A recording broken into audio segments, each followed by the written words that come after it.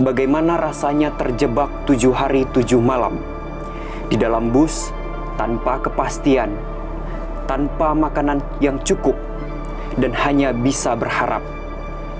Selamat dari bencana banjir besar yang memutuskan jalur lintas Medan Banda Aceh. Sopir bus memutuskan ini tidak boleh dilalui dan bisa terseret busnya. Jadi kondisi sangat mencekam, terjadi di ID dan kami menginap di jalanan. Tidak terlihat ada perwakilan pemerintah baik kabupaten maupun provinsi dan lain-lain. Sudah hari ketiga di situ, sehingga informasi yang berkembang itu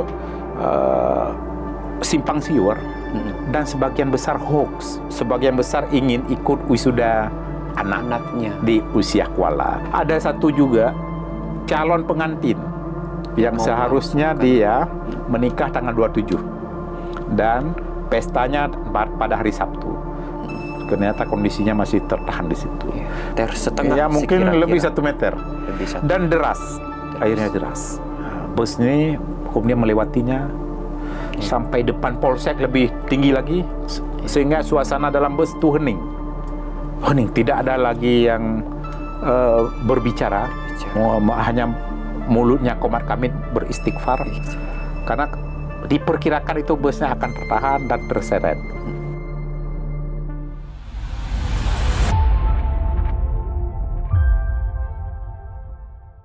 Assalamualaikum warahmatullahi wabarakatuh. Syederalon. Kembali lagi di program Saksi Kata bersama saya Agus Ramadan. Program yang membawa Anda lebih dekat pada kisah-kisah nyata, cerita yang lahir dari mata para saksi, dan suara-suara yang kerap tenggelam di balik peristiwa besar.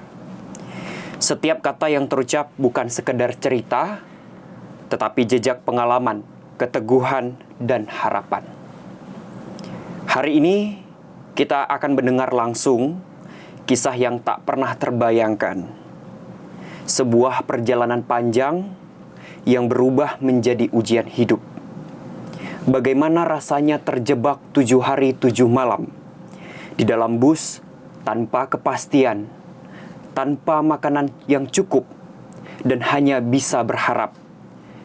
Selamat dari bencana banjir besar yang memutuskan jalur lintas Medan Banda Aceh. Telah hadir di ruang studio kita Bapak Hasan Basri M. Nur yang akan menceritakan perjalanannya dari Medan menuju Banda Aceh di tengah badai yang meluluhlantahkan 18 kabupaten kota di Aceh. Assalamualaikum Pak Hasan. Waalaikumsalam warahmatullahi wabarakatuh. Oke Pak Hasan, ini kita turut berduka cita atas musibah yang melanda 18 kabupaten di Provinsi Aceh. Ini sebuah musibah yang besar. Pasca tsunami 2004 silam. Betul. Banyak masyarakat yang mengatakan ini seperti tsunami, Pak. Ya. Badan Meteorologi Klimatologi sendiri sudah memperingatkan akan terjadinya bencana. Kemarin itu pada tanggal sebelum 25, BMKG mengatakan bahwa telah terjadi bibit siklon tropis 95, kemudian berubah menjadi siklon tropis senior. Dan ini masih bingung di masyarakat, apa itu siklon tropis dan lain sebagainya. Anda adalah salah satu korban yang pada hari kejadian, itu tepatnya 25 November 2025. Pada saat itu Anda melakukan perjalanan dari Medan Banda Aceh menggunakan bus. Pada saat hari 25 November 2025 sebelum berangkat, itu bagaimana kondisi pada saat Anda berada di kota Medan atau tepatnya di terminal di kawasan Ring Road gitu, Pak? Pada 25 November sebenarnya kami berencana untuk pergi ke Simelu melalui udara. Tapi tiba-tiba penerbangan ke Simelu melalui Wing Air dibatalkan.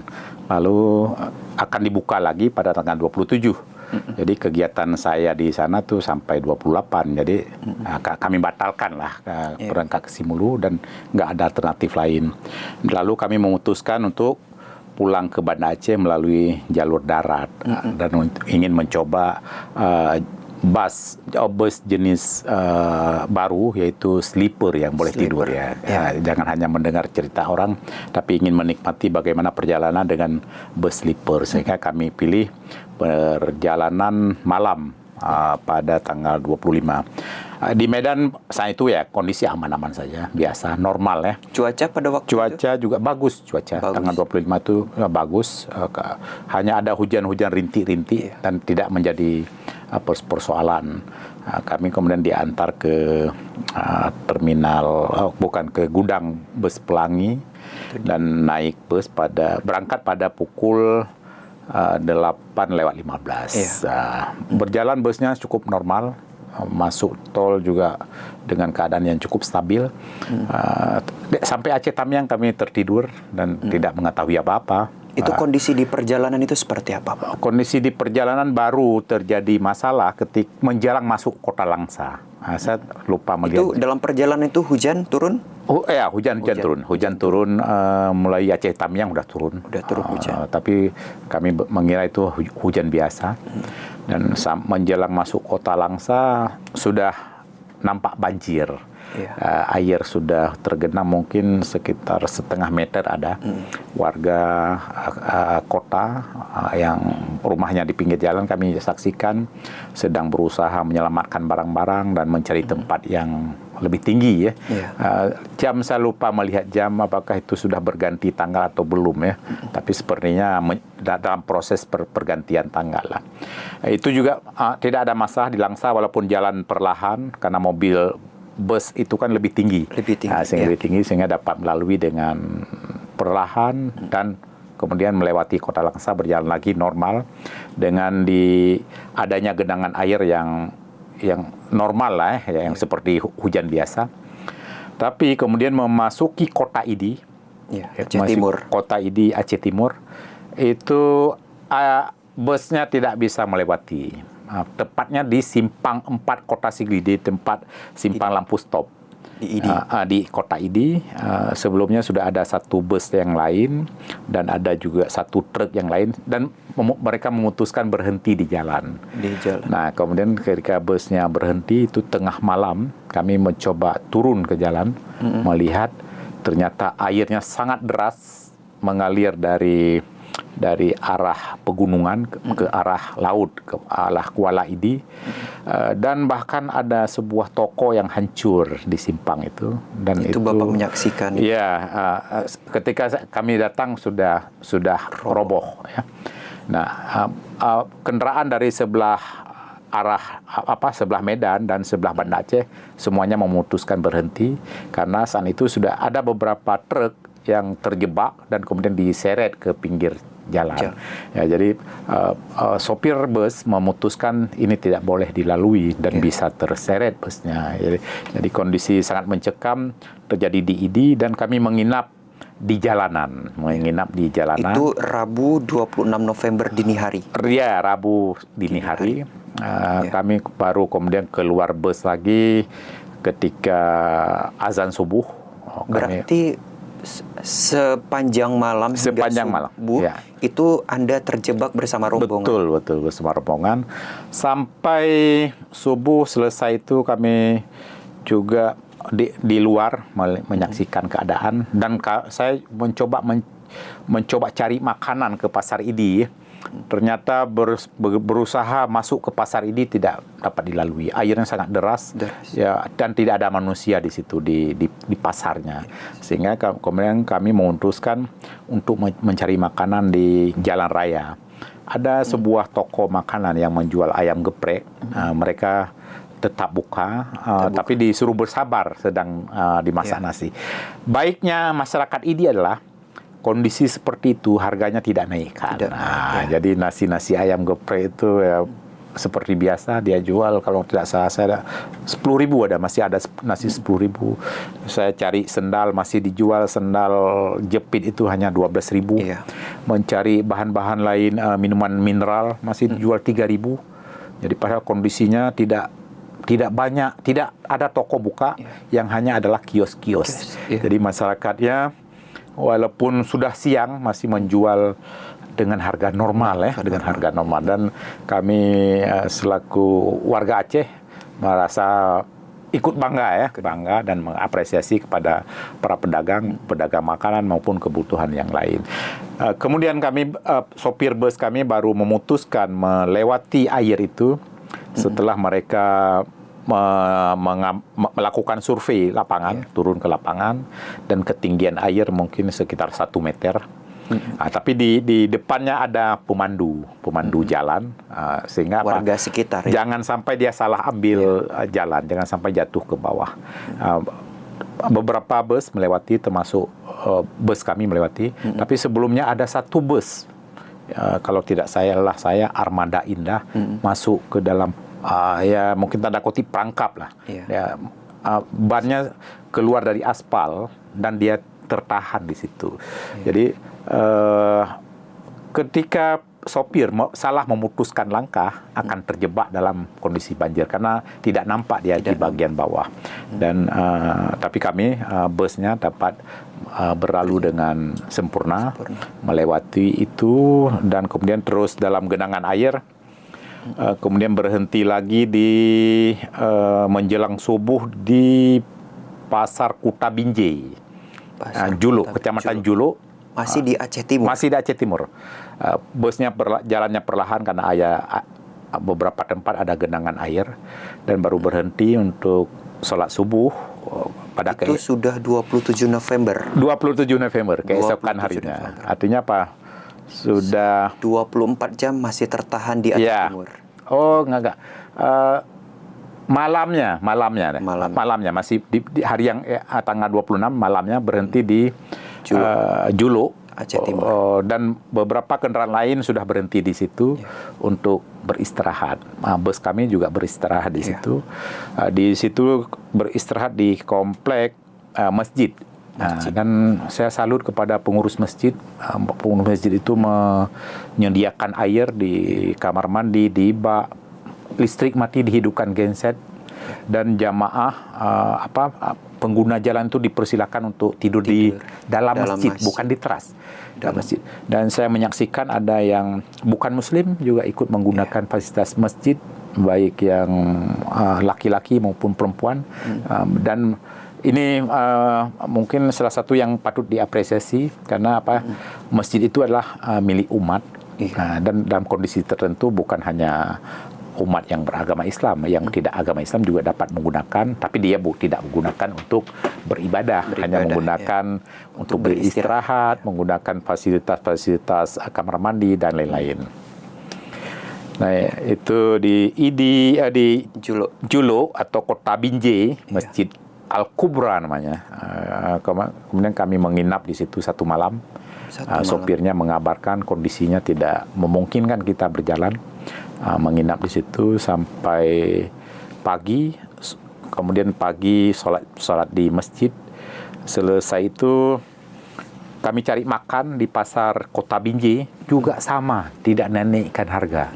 Padahal kondisi pengungsi atau pengguna jalan yang beristirahat itu sudah cukup banyak.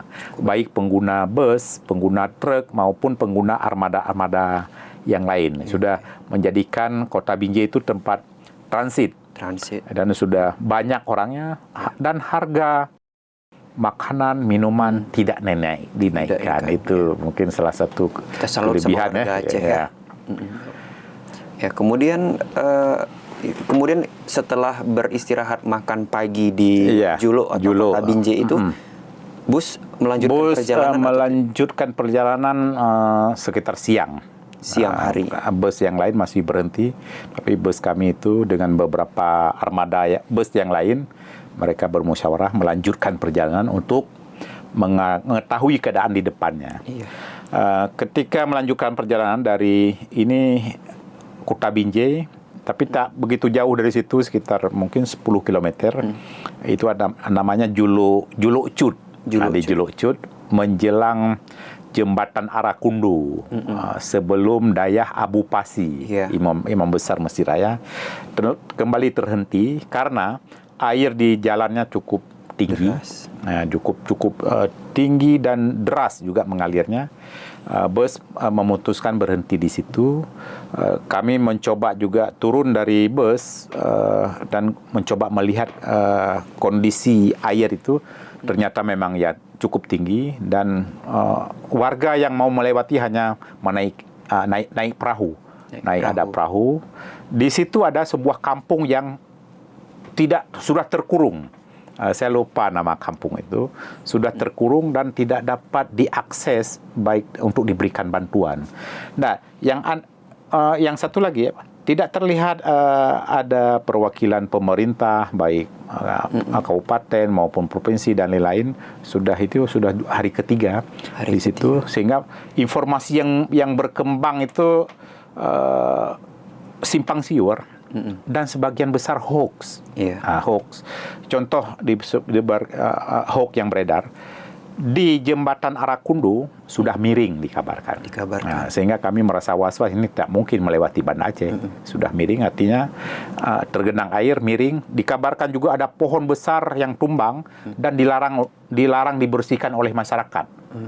Itu kabar burung. Ya, seperti tak tahu nih kenapa bisa beredar kabar seperti itu. Tapi kami tidak dapat melakukan klarifikasi karena tidak mungkin menjangkau daerah itu. Di daerah Abu Pasi, anak-anak santri itu sudah ada yang terkurung, mungkin naik ke lantai 2, ada yang di jalanan dengan membawa bekal dan sebagainya. Sebagian orang juga pergi mencari anaknya yang mondok di daerah Abu Pasi. Jadi kondisi ini berlangsung di sini di Juluk Cud atau dekat jembatan Arakundu, tepatnya di desa Tumpuk Tengah kalau tidak salah saya, Tumpuk Tengah. Kami di situ bermalamnya selama 2 malam. 2 malam. Karena tidak bisa melewati, sehingga diputuskan untuk menginap di situ selama 2 malam. Dan baiknya lagi warga itu, ada seorang warga menawarkan kami untuk menggunakan fasilitas nasah dan juga masjid yang ada di desa itu, serta ada warga yang menawarkan untuk menginap di rumahnya. Nah, dan karena tawaran itu dan seorang itu termasuk ada penumpang, dia katakan memang benar itu ditawarkan oleh warga masyarakat itu. Saya memutuskan menginap di rumah warga. Jadi ini juga yang sesuatu yang patut diapresiasi. Makanan di sekitar kampung itu juga normal. Makanan dengan ikan yang lauk yang cukup, ya dijual hanya 15.000. Tidak ada upaya menaikkan harganya. Itu sudah termasuk makanan yang cukup bagus. Ada sayur, ada ikan, bahkan ikannya sampai 2 potong diberikan. 2 hari tertahan di Juluk Cud. Kemudian Anda melanjutkan perjalanan bersama rombongan. Nah, itu sampai hari kedua di Juluk Cud. Berarti hari kedua ditambah 2 hari sebelumnya, udah keempat ya. Hari keempat. Kemudian ada seseorang yang baru datang dari arah Banda Aceh. Dari Banda Aceh, ada anak muda. Dia membagi kabar bahwa jembatan yang di Birin itu jembatan apa? Krung. Saya lupa. Apa namanya? Yang masuk Kabupaten Biru yang putus. Yang dia itu dikabarkan jembatannya sudah putus. Kami untuk memastikan mana foto atau video, dia mengaku tidak merekam, tapi dia sudah melewati dan dia sudah melihat sendiri jembatan itu putus. Dia memutuskan naik boat atau getek. Kemudian dia melanjutkan perjalanan dengan menumpang kendaraan yang berbeda. Tapi karena dia memberikan kesaksian yang sungguh-sungguh, kami dan sopirnya percaya. Artinya apa? Itu sudah terputus sehingga tidak dapat lanjutkan perjalanan. Nah, sehingga apa? Pada sore hari sopir memutuskan kita balik ke Medan. Dan ada juga beberapa penumpang bus yang memang orang dari Medan atau dari daerah lain yang ingin ke Banda Aceh, ada keperluan keluarga. Di antaranya yang saya tahu sebagian besar ingin ikut wisuda anaknya di usia kuala. Wisuda kalau tidak saya kan tanggal 27. Iya. Dan itu tidak mungkin dilakukan lagi. Ada satu juga calon pengantin yang Mau seharusnya dia menikah tanggal 27 dan pestanya pada hari Sabtu. Ternyata kondisinya masih tertahan di situ. Nah, sehingga apa? Diputuskan kembali ke Medan. Termasuk saya juga memutuskan ada ikut rombongan yang ke Medan, tapi ada bus lain tetap menunggu sampai airnya surut dan melanjutkan perjalanan ke arah Banda Aceh. Tapi bus yang kami tumpangi memutuskan putar arah ke Medan, dan saya berpikir untuk pulang melalui udara ya. Saat pulang dari perjalanan ke Medan, ternyata ada masalah besar yang lain. Perla atau menjelang desa Perla, desa Besa namanya. Menjelang itu genangan air cukup tinggi. Di desa Besa itu waktu kami melewatinya sekitar 1 meter. 1 meter. Tapi bus ini sangat berani. Bus ini bus terbaru yang dapat menaikkan tinggi badan. Semacam ada hidrolit dia naikkan. Kami merasakan busnya semakin tinggi. Melewati desa Besa itu mungkin ada sekitar 2 kilometer. Lalu masuk kota Perla itu lebih parah. Bus ini sempat berhenti sebelum masuk kota Perla. Airnya cukup deras dan tinggi. Dan tak ada satu kendaraan pun yang berani lewat. Cuman hanya bus. Setelah dia bermusyawarah, merenung-renung, diputuskan untuk melewati genangan air itu. Nah, saat melewati kota Perla, saya sempat merekam, itu ketinggian air itu setinggi pagar masjid. Masjid kota Perla. 1,5 meter. Ya, mungkin lebih 1 meter. Lebih 1. Dan deras. Airnya deras. Bus ini kemudian melewatinya sampai depan polsek, lebih tinggi lagi, sehingga suasana dalam bus itu hening. Tidak ada lagi yang berbicara. Hanya mulutnya komat kamit beristighfar. Karena diperkirakan itu busnya akan tertahan dan terseret. Tetapi bus ini berjalan secara perlahan dan kemudian berhasil melewati titik yang paling krusial ya. Dan melewati polsek sampai ke jembatan, kemudian airnya sudah rendah lagi atau tempat tanahnya lebih tinggi. Jadi kondisi saat itu hanya satu bus yang kami tumpangi yang berani hari itu melewati kota Perla. Kendaraan yang lain termasuk ada kendaraan Pertamina tertahan. Dan kendaraan pribadi tidak ada cerita, pasti tenggelam. Pasti tenggelam. Nah, ini juga berhasil dilewati dengan baik. Kemudian menjelang masuk kota di Idi, waktu kami datang keesokan hari, mungkin tengah malam ya, sampai di Idi, tidak ada lagi masalah. Busnya tidak berhenti dan saya tidak sadar sudah sampai ke Idi. Artinya apa? Di Idi waktu itu mungkin hari keberapa? 5 mungkin nih. Di Idi tidak ada masalah, sudah dapat dilewati dengan baik. Tapi menjelang masuk kota Langsa ada lagi air, dan hari itu busnya mencoba pergi melewati kota Langsa dan ternyata tidak lewat. Akhirnya dia balik ke kota Langsa dan beristirahat di kota Langsa. Bus itu setelah makan malam di sebuah warung lalu putuskan beristirahat. Itu di kota Langsa tertahan di hari kelima. Di hari kelima karena bukan kendalanya bukan di kota Langsa tapi di depannya. Karena busnya karena malam kondisi yang tidak menentu, tidak berani jalan. Jadi kalau terjadi apa-apa malam kan rawan, sehingga menginap lagi di kota Langsa. Nah, pada hari kelima itu bagaimana suasana di sana? Apakah lampu menyala? Lampu tidak ada cerita. Memang padam total. Nah, bagaimana Anda tertahan di kota Langsa dengan mengabarkan keluarga Anda? Saya tidak dapat berbagi kabar. Memang tidak ada lampu sama sekali, tidak ada jaringan internet, tidak ada apa-apa. Tapi saya punya laptop saya yang terkonek dengan anak saya. Dia akan terpantau di mana posisi saya. Sehingga dari sini saya tidak merasa was-was karena ada perangkat elektronik yang terhubung ke rumah. Kemanapun itu berangkat, pasti terdetek. Anda berusaha untuk mengabarkan keluarga? Ya, berusaha. Tapi tidak ada terhubung. Ada beberapa orang yang saat singgah di masjid menjelang Kota Langsa, ada fasilitas wifi di masjid itu dan diberikan password. Beberapa handphone terkonek. Beberapa handphone milik orang terkonek, dan mereka sempat berbagi kabar itu pada maghribnya. Tapi saya mencoba koneksi ke jaringan wifi itu tidak connect, sehingga saya tidak ikut dapat berbagi kabar. Nah, lalu kami menginap di Langsa. Di sana ada sebuah informasi, ada sebuah warung kopi yang punya genset dan punya fasilitas wifi hotlink apa tuh, berbeda dia. Starlink. Nah, dia menjual voucher 10.000 per 1 jam.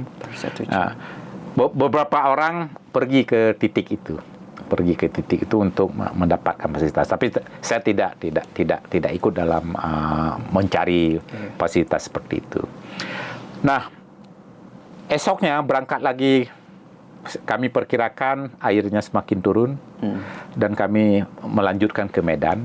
Sopirnya melanjutkan arah Medan.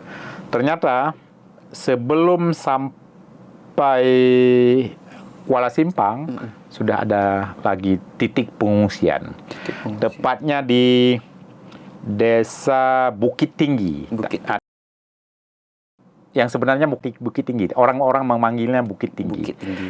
Di Desa Bukit Tinggi, Kecamatan Majapahit, itu memang tanah di situ lebih tinggi dan kering. Tidak ada genangan air apapun. Bus, truk, dan kendaraan lainnya memutuskan berhenti di masjid yang ada di desa itu. Dan di desa itu sudah terkumpul bermacam orang, termasuk sebagian mahasiswa dari UNSAM, Samudra Langsa. Mereka ingin pulang kampung sebenarnya, tapi kemudian tertahan. Dan di situ sudah menjadi titik perkumpulan pengungsi. Dan kami memutuskan menginap lagi di situ. Itu di hari ke-6. Hari ke-6. Karena melanjutkan lagi tidak memungkinkan perjalanan, perjalanan karena di depannya belum tembus. Kami menunggu menunggu di situ satu malam menunggu. Tapi kami tidak mengetahui bagaimana informasi jalan yang sebenarnya. Sehingga meraba-raba, tidak ada yang pantauan dari udara. Kami lihat tidak ada yang berusaha memantau, tidak ada upaya dari pihak-pihak terkait untuk mengabarkan bagaimana kondisi sebenarnya, sehingga kami buta keadaan yang ke depannya. Lalu pada sore harinya ada sebuah patroli polisi setempat. Mereka sudah pergi ke titik genangan air dan mengabarkan melalui mikrofon bahwa genangan air di titik setelah Bukit Tinggi itu mencapai 1 meter 60 cm. Lebih 1,5 deh, 1,6. Nah, dan dilarang untuk melewati karena itu genangan yang dalam itu jauh, panjang. Sehingga diputuskan, sopir kami bermusyawarah lagi dengan penumpang, diputuskan tidak berangkat ke sana. Dan diputuskan kemudian beristirahat balik ke Kota Langsa. Alasannya apa? Di Kota Langsa banyak persediaan makanan dan ada warung kopi yang menyediakan fasilitas internet itu. Sehingga diputuskan tidak menginap di situ. Dan kami merasa khawatir, takutnya air dari situ akan meluap sampai ke titik pengungsian. Sehingga balik arah ke Langsa dan menginap lagi di Langsa busnya. Ketika sampai di Langsa, ada bus ini mau menginap untuk menunggu kering air. Dia tetap melanjutkan Medan. Sampai di Langsa, saya mencoba mencari armada yang ke Banda Aceh. Saya ke terminal Kota Langsa dengan menumpang kendaraan yang lewat di jalan punya masyarakat, minta diantar ke terminal Kota Langsa. Di terminal Kota Langsa tidak ada kendaraan yang berani pergi ke Banda Aceh. Dia janjikan esok hari baru ada PM Toh. Esok hari ada PM Toh untuk pergi ke arah Banda Aceh. Bukan Banda Aceh, ke Biren, ke tempat Kutablang itu, yang putus jembatan. Nah, kami ingin diantar ke tempat putus jembatan itu. Nah, di situ tidak ada kendaraan yang berani berangkat malam. Tapi saya balik ke tempat pangkalan bus menginap. Di situ sudah ada bus pelangi yang lain yang memutuskan berangkat ke Banda Aceh. Oh, bukan ke Banda Aceh, ke Biren.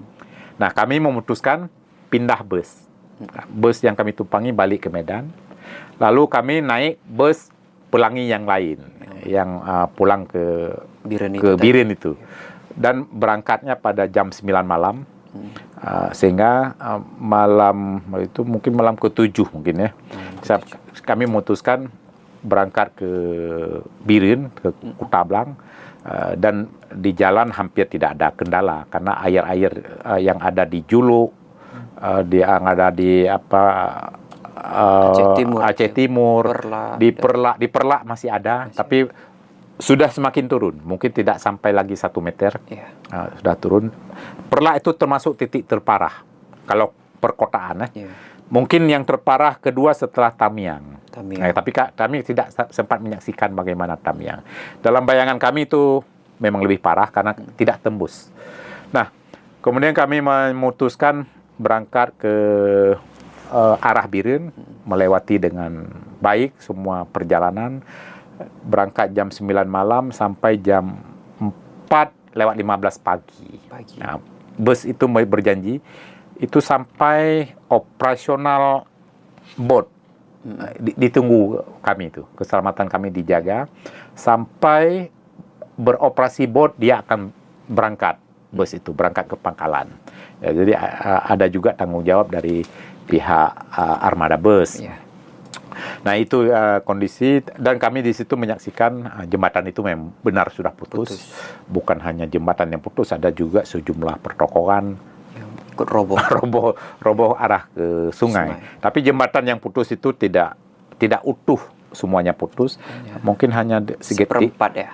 30 satu bagian yang roboh. Nah, mungkin saran kami kalau mau menyelesaikan, mungkin yang pertama itu diselesaikan adalah transportasi publik jalan raya itu harus terhubung. Karena kalau ini tidak terhubung, barang-barang akan sulit, akan langka, dan masyarakat semakin was-was. Nah, dan ini terbukti ketika ini dapat dilewati, titik-titik pengungsian itu semakin terurai. Jumlah pengguna jalan raya itu semakin terurai, tidak lagi menumpuk. Nah, pada saat kami pergi, yang belum tertembus hanya di Aceh Tamiang. Yang lain sudah tertembus. Hanya di Biren atau di Kutablang itu kami harus naik rakit boat itu dengan ongkos 20.000 per orang. Di seberang sana sudah ada armada yang menuju ke Banda Aceh dan tidak ada kendala. Nah, itu informasinya di PD Jaya itu juga putus jembatannya di kawasan Merdu. Itu bagaimana bus melewati itu? Itu kalau di PD Jaya kan ada jalur alternatif. Ada jembatan alternatif. Nah, yang tidak ada alternatif itu adalah di bagian timur. Makanya dalam hal ini pelajaran bagi pemerintah Aceh dan bagi rakyat Aceh serta bagi pemerintah Indonesia perlunya jalan alternatif. Mungkin jalan alternatif yang paling strategis sekarang adalah dilanjutkan pembangunan jalan tol menghubungkan Padang Tiji sampai ke Sumatera Utara. Karena yang pertama, kondisi jalan tol itu kualitasnya beda, lebarnya beda, dan ketinggiannya beda. Nah, sehingga jalan tol kita saksikan mungkin yang terakhir dia tergenang air.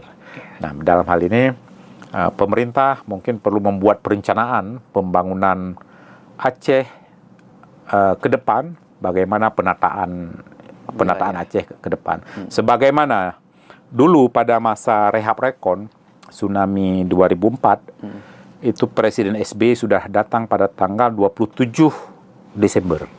1 hari pasca tsunami. 3 hari mungkin 27 ya. 28. Oh ya. 21 hari pasca tsunami. 26 tsunami. 27 ya. 27 dan datang. Sudah datang.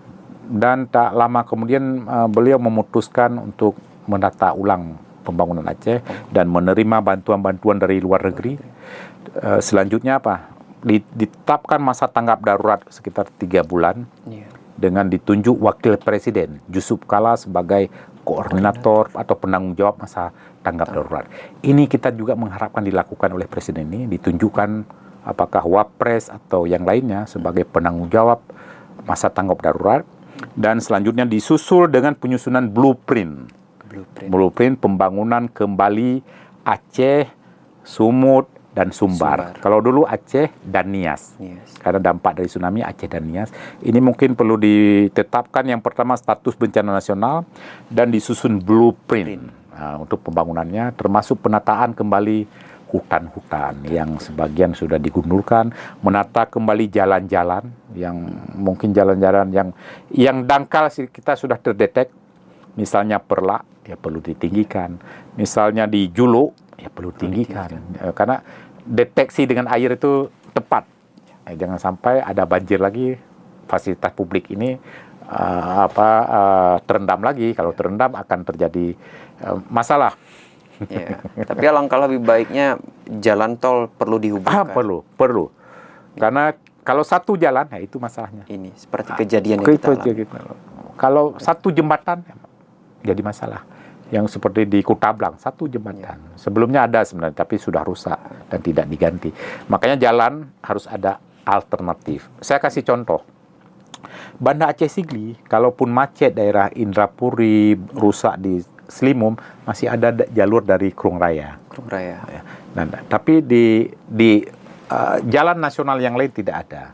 Sehingga sopir truk kami, bus kami berupaya mencari jalan alternatif, bertanya kepada warga, dan memang tidak ada. Makanya kalau ada jalan tol, itu menjadi jalan alternatif. Ini dilakukan mungkin negara-negara yang lain, termasuk negara tetangga kita di Malaysia. Ada jalan tol, ada jalan biasa. Nah, masyarakat tinggal pilih mau gunakan jalan mana. Jadi kebutuhan jalan itu wajib. Jalan itu akan memudahkan transportasi barang dan orang ya. Ketika ini lancar, tentu masalah-masalah sosial, masalah-masalah ekonomi akan tertangani. Ya.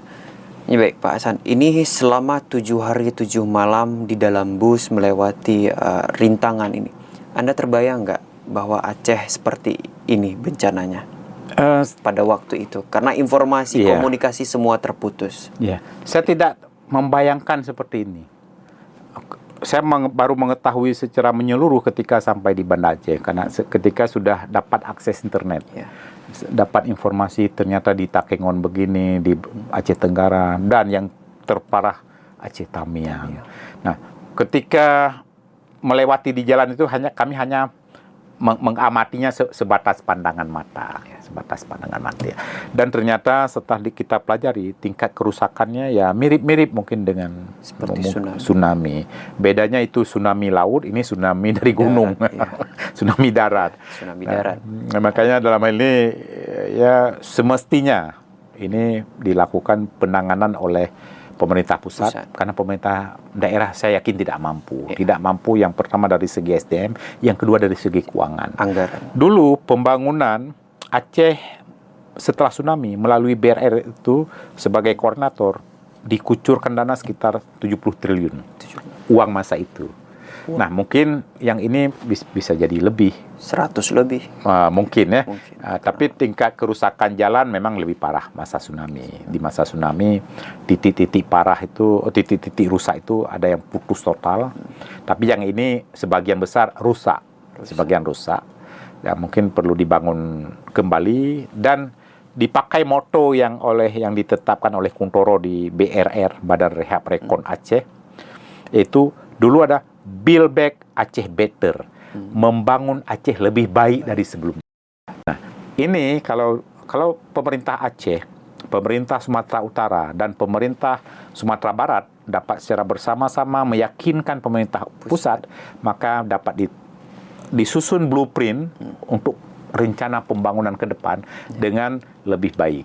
Build Back Aceh, Sumatera Utara, dan Sumbar better. Lebih baik dari sebelumnya.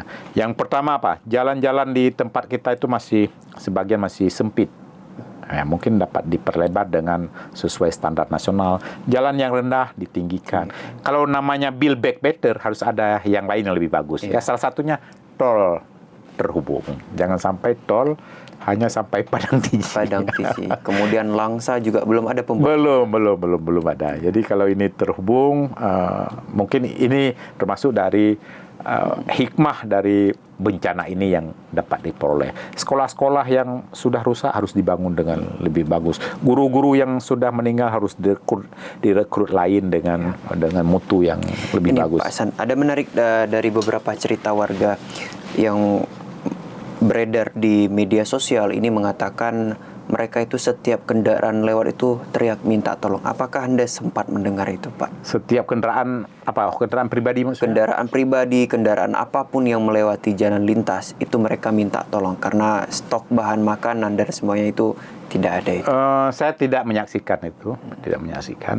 Tapi yang saya saksikan pengendara yang melintas kemudian berkumpul dengan pengungsian yang sudah ada, mereka menyambutnya dengan baik. Yang disebutkan bahwa setiap kendaraan melintas minta tolong, tidak saya temukan. Ya bisa jadi ada. Tapi yang jelas titik-titik pengungsian yang ada, kemudian ada kendaraan yang mau bergabung itu terbuka. Dan ini saya saksikan di beberapa lokasi pengungsian, dan inilah yang disebut dengan solidaritas. Jadi masyarakat punya solidaritas yang cukup tinggi. Di Aceh Tamiang pernah saya temukan mereka tidak cukup beras, mereka masak bubur. Nah, saya tanya kenapa dimasak bubur? Alasannya apa? Biar berasnya cukup. Kalau masak bubur kan mengembang. Dicampur dengan singkong.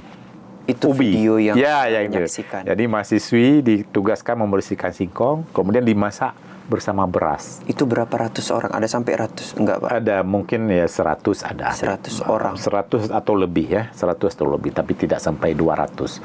Yang ada di situ adalah penumpang bus, sopir truk, dan juga sebagian kendaraan-kendaraan pribadi. Mereka menyatu dalam satu titik pengungsian, satu strata sosial, tidak ada beda antara orang kaya dengan miskin. Hanya yang bedanya apa? Pada adab, mungkin ya yang kurang-kurang punya etika itu kadang-kadang meninggalkan kotoran di toilet. Kadang-kadang memboroskan air, sementara air itu cukup penting.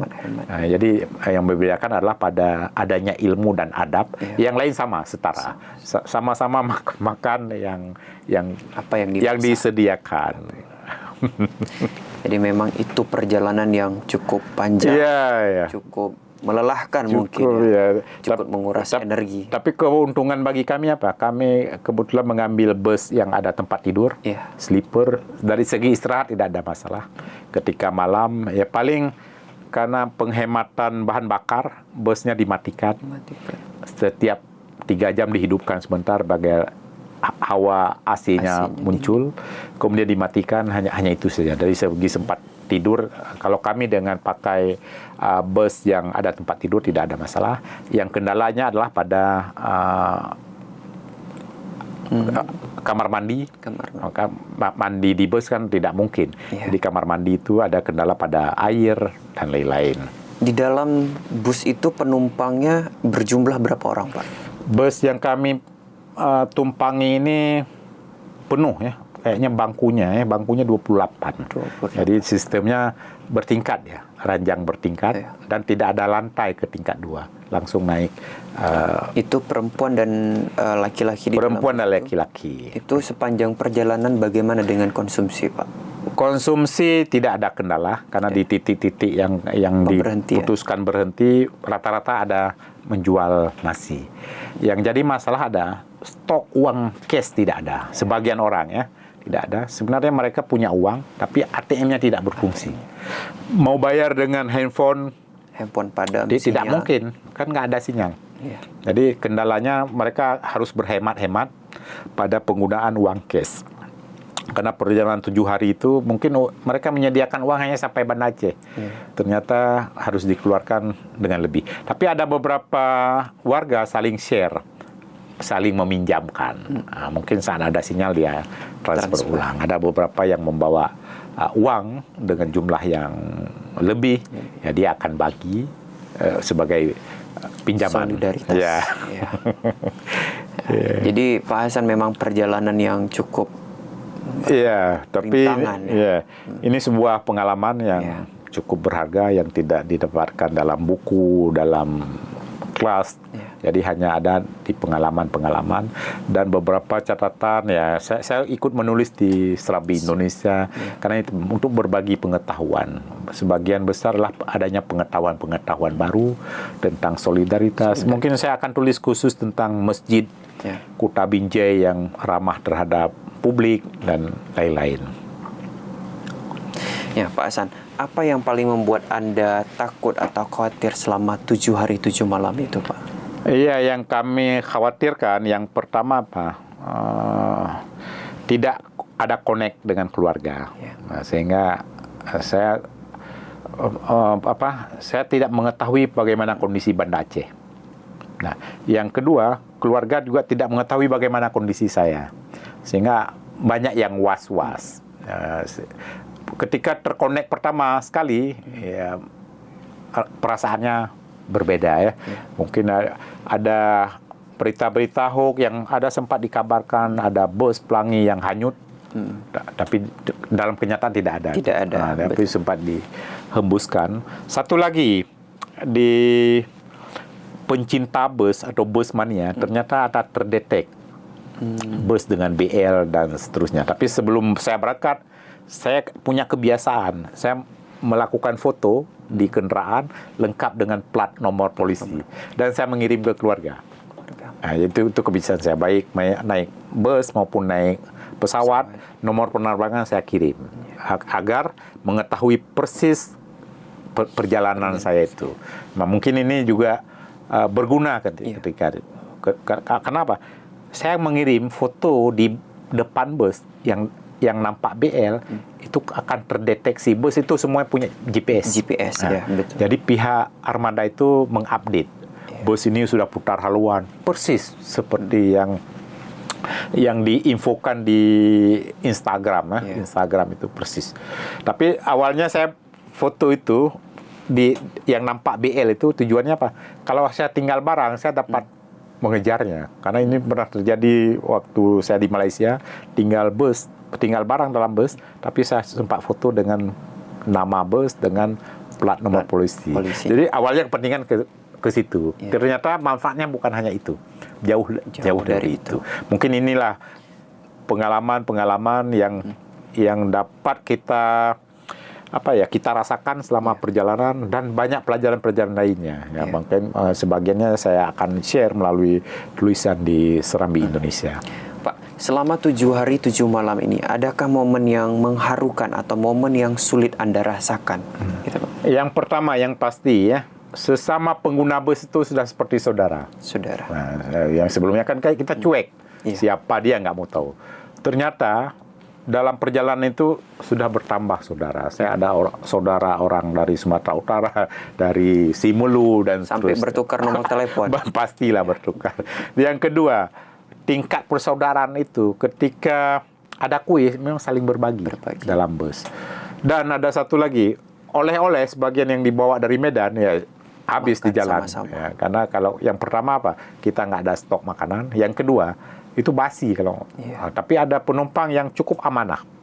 Ada penumpang yang dititipkan untuk beli oleh-oleh Bikang Ambon dan dia sampai 7 hari dia pertahankan sampai dia bawa ke sini. Ya, saya tanya kenapa ini pasti sudah berjamur. Tapi dia jawab ini sebagai barang bukti saya menunaikan amanahnya. Itu satu sisi satu sisi mubazir sebenarnya. Iya. Kemudian setelah tiba di Banda Aceh melalui perjalanan yang cukup panjang 7 hari 7 malam, apa hal yang pertama Anda lakukan ketika tiba di tempat? Ya, ketika tiba di tempat pasti pulang ke rumah, sujud syukur dan dapat berkumpul kembali dengan kondisi yang tidak ada kurang satu apapun, justru ada penambahan pengetahuan. Saya tetap melihat ada hikmah di balik itu. Dan kemudian saya mendapat kabar juga kampus dinonaktifkan selama seminggu, sehingga tidak terpecah pikirannya untuk menyiapkan bahan-bahan pengajaran dan seterusnya. Jadi lebih punya waktu luang untuk menuliskan pengalaman-pengalaman yang ada. Ya, rekan-rekan Anda atau saudara-saudara jauh Anda ada mencoba menghubungi Anda bagaimana? Dan cukup banyak. Itu terdetek dari telepon WA. Ya. Ada sejumlah orang menelpon, juga dibicarakan di grup di mana posisi beberapa ini membicarakan, dan mereka merasa was-was.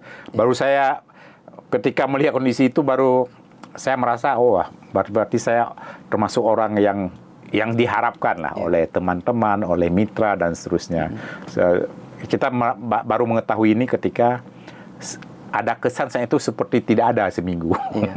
Tiba-tiba muncul kembali. Nah, oke. Ini terakhir, apa harapan Anda kepada masyarakat Aceh yang tertimpa musibah dengan Anda menyaksikan sepanjang perjalanan yang seperti tsunami kedua yang melanda Aceh? Mungkin. Iya, kepada masyarakat Aceh yang pertama kita harus ikhlas terhadap musibah ini. Harus menerima, baik yang kehilangan anggota keluarga, kehilangan rumah dan harta lainnya, kehilangan macam-macam lah ya. Yang kedua, itu kewajiban kita sebenarnya menjaga lingkungan. Jadi musibah banjir itu tidak datang dengan sendirinya. Ini sesuai dengan janji Allah dalam Al-Quran, surat Al-Baqarah kalau tidak salah. Dhaharal fasadu fil bahri wal bahri. Bahwa kerusakan ini terjadi akibat ulah tangan manusia. Dan ini terbukti kemudian hanyut kayu-kayu yang sudah dipotong dari gunung, dari hutan. Makanya dalam ini masyarakat harus menjaga lingkungan, menjaga hutan, menjaga kebersihan, jangan buang sampah sembarangan, apalagi membuang sampah ke sungai. Saya sering menyaksikan, termasuk di Aceh Besar ini, masyarakat membuang sampah ke sungai, tapi kadang-kadang sedih kita lihat. Karena kalau ini dilakukan dalam jangka panjang dan oleh banyak orang, ya akan terjadi bencana seperti ini. Nah, makanya dalam hal ini ada upaya pencegahan yang dapat dilakukan, tapi dari sisi musibah kita harus menerima, dan setiap musibah pasti ada hikmah. Makanya kita coba sekarang bersama pemerintah, meyakinkan pemerintah untuk mencari apa hikmahnya. Kalau sebelumnya musibah tsunami ada hikmah adalah terjadinya perdamaian antara Aceh dengan Indonesia. Kemudian terbangunnya Aceh dengan kondisi lebih baik. Kemiskinan sebelum tsunami cukup tinggi, mencapai di atas 30%. Lalu dengan adanya masa pembangunan setelah tsunami turun sampai ke 18%, kalau sekarang bahkan ke 14%. Jadi tetap ada hikmah. Jadi jangan sampai musibah banjir yang cukup besar ini tidak memberikan dampak hikmah bagi penduduk Aceh dan lain-lain. Oke, demikian Pak wawancara kita sedikit singkat. Ya, Saudara Lon, demikian program Saksi Kata, dan saksikan Saksi Kata lainnya. Saya Agus Ramadan mewakili Hasan Basri, pamit undur diri. Assalamualaikum warahmatullahi wabarakatuh. Waalaikumsalam. Download Tribun X sekarang, menghadirkan lokal menjadi Indonesia.